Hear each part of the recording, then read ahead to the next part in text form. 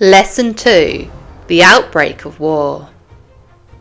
The outbreak of World War I, also known as the Great War, was a complex and multifaceted event that involved a series of diplomatic crises, military mobilizations and declarations of war. In response to the assassination of Archduke Ferdinand, Austria-Hungary issued an ultimatum to Serbia on July 23, 1914, containing harsh demands and threatening military action. Serbia partially accepted the ultimatum, but Austria-Hungary declared war on Serbia on the 28th of July 1914. The declaration of war by Austria-Hungary on Serbia set off a chain reaction of alliances being activated. Russia, as protector of Serbia, began mobilising its forces. Germany, in support of Austria-Hungary, declared war on Russia on August 1, 1914. Following Germany's declaration of war on Russia, France, as Russia's ally, was drawn into the conflict. Germany then invaded Belgium on its way to France, prompting the United Kingdom to declare war on Germany on August 4, 1914.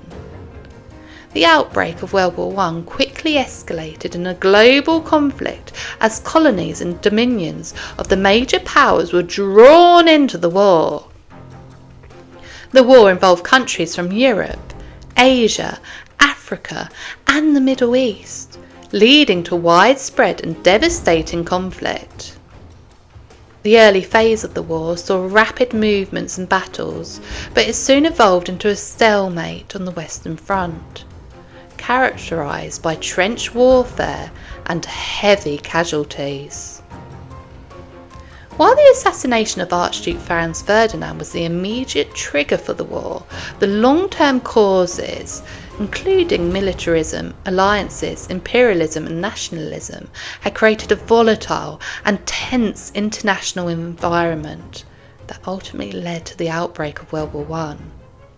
The outbreak of World War I in 1914 marked the beginning of a global conflict that would have far-reaching consequences and profoundly impact the course of history for years to come. The British Expeditionary Force. The British Expeditionary Force, the BEF, was the British Army sent to the Western Front during the World War I. It was established in 1914 in response to the German invasion of Belgium and France. The BEF played a crucial role in the early battles of the war, including the Battle of Mons and the Battle of Marne. The BEF was commanded by General Sir John French and consisted of highly trained and disciplined soldiers. It was well equipped and supported by a strong logistical network. The BEF's tactics and strategies, such as the use of trench warfare and machine guns, had a significant impact on the course of the war. Throughout the war, the BEF faced numerous challenges, including heavy casualties, harsh conditions, and intense fighting. Despite these challenges, the BEF remained a formidable fighting force and played a key role in the eventual Allied victory. The British Expeditionary Force, BEF, played a crucial role in World War I and was significant for several reasons. Early engagement. The BEF was one of the first Allied forces to engage the German army in the early stages of war. Its rapid deployment to the Western Front helped to support the French army and prevent the German advance into France. Tactical innovations. The BEF introduced innovative tactics and strategies, such as the use of trench warfare, which had significant impact on the course of the war. Their adaptation to modern warfare techniques helped to counter the German offensive and defend key positions. Military strength. The BEF was a well-trained and disciplined force equipped with modern weapons and supported by a strong logistical network. Its military strength and effectiveness on the battlefield contributed to the overall Allied war effort.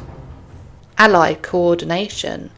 The BEF's close coordination with the French army and other Allied forces helped maintain a unified front against the Central Powers. This cooperation and coordination was essential for the success of the Allied war effort. Symbol of resistance. The BEF's resilience and determination in the face of heavy casualties and harsh conditions served as a symbol of resistance and endurance. Their steadfast commitment to the fight boosted morale and inspired other Allied forces. World War I recruitment. The recruitment process for World War I varied among the participating countries, but there were some common elements and practices. At the outbreak of World War I, many countries initially relied on voluntary enlistment to raise their military forces. Governments and military authorities launched recruitment campaigns to encourage men to join the armed forces voluntarily. Propaganda posters were widely used during World War I to recruit soldiers. These posters featured patriotic slogans, appeals to duty and imagery designed to evoke a sense of pride and national unity. Military recruitment offices were set up in towns and cities to enlist volunteers for military service. Recruiters, often military officers or officials, provided information about the requirements, benefits, and conditions of service. Prospective recruits underwent a medical examination to assess their physical fitness for military service. The examination checked their overall health, physical strength, vision, and other medical conditions that could affect a soldier's ability to serve. Once a recruit passed the medical examination, they were required to attest or swear an oath of allegiance to serve on the armed forces. This formal declaration indicated the recruit's commitment to the military service and loyalty to their country. After enlisting, recruits underwent basic training to learn military skills, drills, and tactics. Once trained, soldiers were deployed to the front lines or assigned to various units based on their skills and abilities. As the war progressed, the need for more troops grew, and many countries introduced conscription or compulsory military service to bolster their military forces. Conscription laws required eligible men to serve in the military, regardless of their willingness to volunteer. In countries like the United Kingdom, the Military Service Act of 1916 introduced conscription for the first time, leading to the drafting of millions of men into the armed forces. The recruitment process had age and eligibility criteria, with most recruits being young men in their late teens or early 20s. Some countries also recruited older men for non-combat roles or for home defence duties.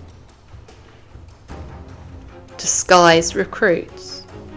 During World War I, underage recruits and women in disguise were two groups of individuals who sought to join the military despite not meeting the traditional eligibility criteria.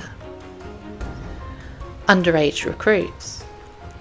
Underage recruits were individuals who lied about their age in order to enlist in the military and serve in World War I. Many young boys, some as young as 14 or 15 years old, were eager to join the war effort and fight for their country. Some underage recruits were motivated by a sense of patriotism, adventure, or a desire to follow older family members or friends into the military service. Military authorities often turned a blind eye to underage recruits, especially during the early stages of war, when there was a high demand for soldiers. Some underage recruits were discovered and sent home, while others managed to serve in combat roles alongside older soldiers. Women in disguise. Women who wanted to serve in the military during World War I faced significant obstacles due to strict rules and regulations that prohibited women from serving in combat roles. Some women, determined to contribute to the war effort, resorted to dressing as men and adopting male identities to enlist in the military. Women who wanted to enlist often cut their hair short, bound their chests and disguised their voices to pass as men during the recruitment process.